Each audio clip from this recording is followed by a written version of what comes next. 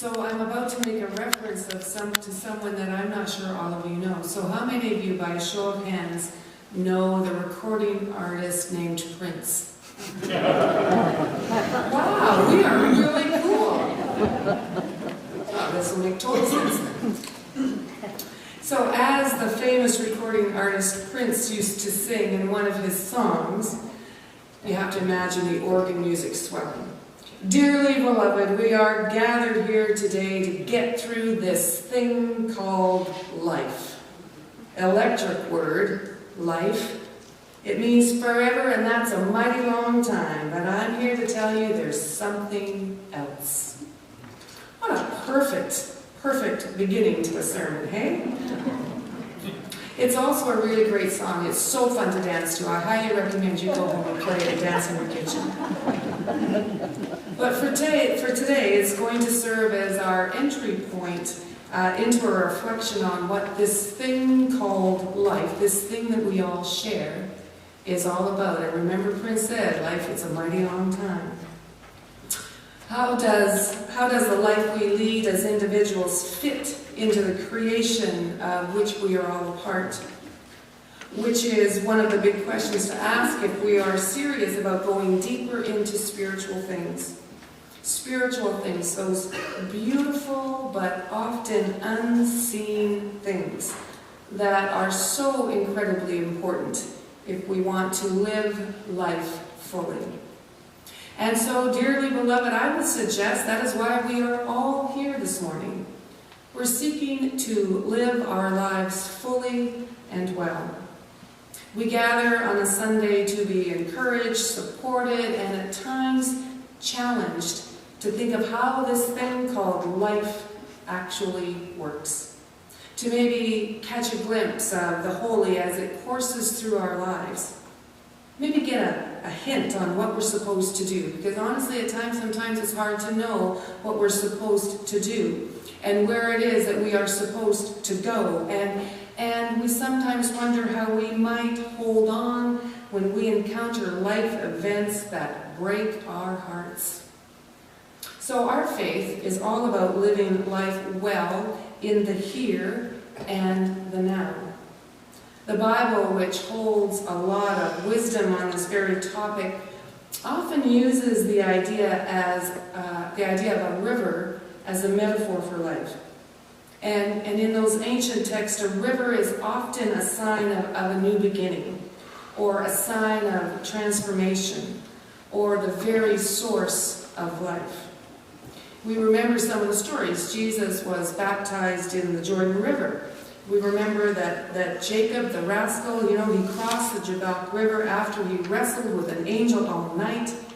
And during that wrestling, he realized that part of being human or of living life well is to stop running from the mistakes we have made in the past and simply turn and face them head on. And in so doing, allowing ourselves to be changed in good ways, changing us from the inside out. And of course, we have the granddaddy verse of them all, right? From the book of Revelation, that talks about the river of life that flows from God through all of creation and then back to God. A never-ending circle of life, all infused with deep mystery and the splendor of the divine. And I think the metaphor of a river can be a helpful one for us this morning as we too seek to go a little deeper into the thing called life. The only thing is, with the river of life, we don't get to decide whether we're going to jump in and go for a swim, right? Because we're already in the river, whether we know it or not.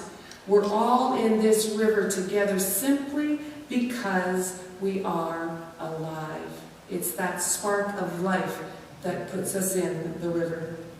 So the river of life, biblically speaking, is all of creation. And as such, we are as much a part of it as it is a part of us. Or another way of saying this is that all life is a part of God, and God is a part of all living things, including each one of us. And as a collection of life, we're all in it together. We all flow together. And it's this coming together of the holy and the human that makes up this thing we call life. So our story from Acts this morning is about how the river of life, or the currents of God's Spirit, can carry us in directions we may not have chosen for ourselves. How it can take us to the margins of our society, or to the places that in our own lives that need healing, and all of those other places that we might not have gone otherwise, right? But Spirit takes us to those places so that life might be lived fully on the margin places and on the hurt places and in the joyful places. And our story from Acts this morning is a story that almost didn't happen. Almost didn't happen. Because you see, just prior to the story, we hear how Paul and his friends were absolutely convinced they had everything figured out. They had a plan, and it was a very good plan. They knew exactly where they were to go, and they knew exactly what they were to be about. And the plans were glorious. I can well imagine they sat up late making those plans.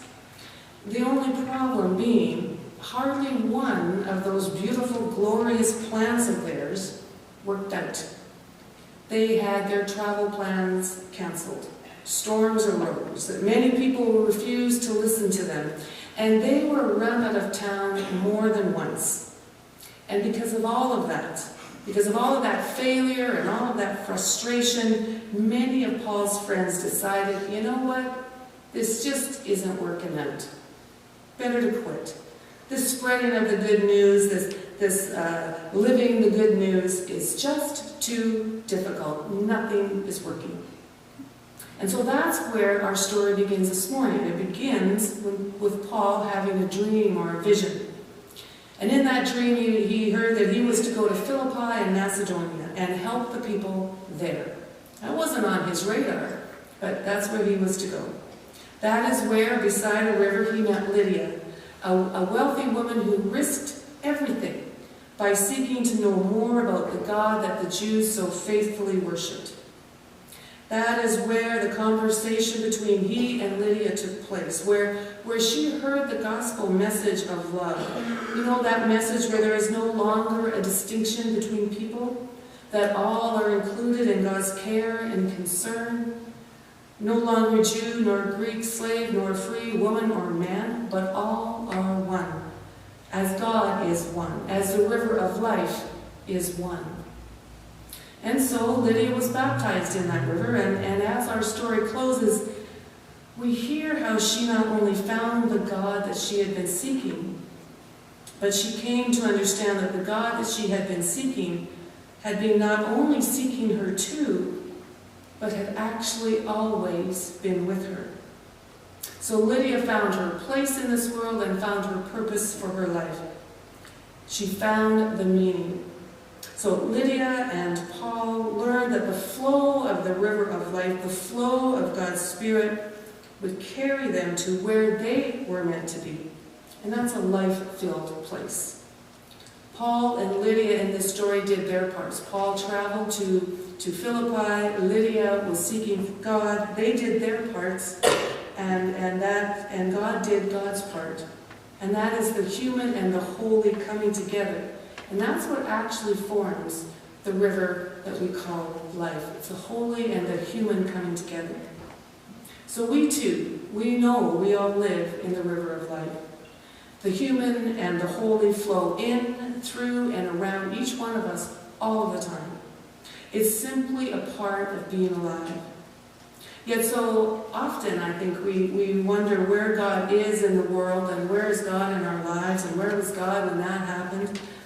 And it can be a real shock to find out that we have trouble seeing God, not because God is so far away, not because God is so far away and impossible to see, but we have trouble seeing God because God is so incredibly close to each and every one of us.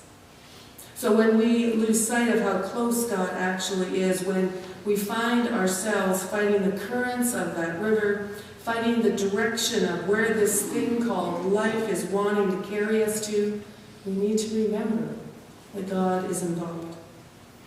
We struggle in this river because I think sometimes we have preconceived ideas, just like Paul did, of what it is and where it should take us. And when this happens, life can become a series of plans that don't work out. It can be, life can seem to be filled with too much struggle, or filled with a confusing collection of experiences that make no sense to us, or at the very least give a sense of disconnection from what it is to live a life of deep meaning and purpose, right? Because we're trying to force our own plans, our own ideas of where we think we need to be. So we struggle to find God when we do this, and we struggle to find meaning. We struggle to find our purpose as humans, and we often struggle finding our place as a church. But it doesn't have to be this way. It doesn't have to be this way. We can choose to swim with the current as opposed to against the currents. We can choose to acknowledge that we are all in this thing called life together. Like Lydia, we can bring our longing for God and our curiosity of what life-giving work God is doing in this very moment. We can bring that to the table. And like Paul, we can let go of our beautiful, well-crafted plans and expectations so that we might be open to the new thing that God and Spirit is calling us to do in the here and the now. In other words, I believe we simply need to show up and trust that when we do our part, God will do God's part, and that will create the divine flow. This is the river of life of which we are all a part. This is how we get through this thing called life, not just passively bobbing along, but actually alive and awake and actively swimming in that river of life. And as we swim, finding not just meaning, but our purpose as well. And that, my friends, is a beautiful thing. It's a very beautiful thing. It's beautiful for us, and it's beautiful for the world. May it be so in your life and in mine. Amen. Amen.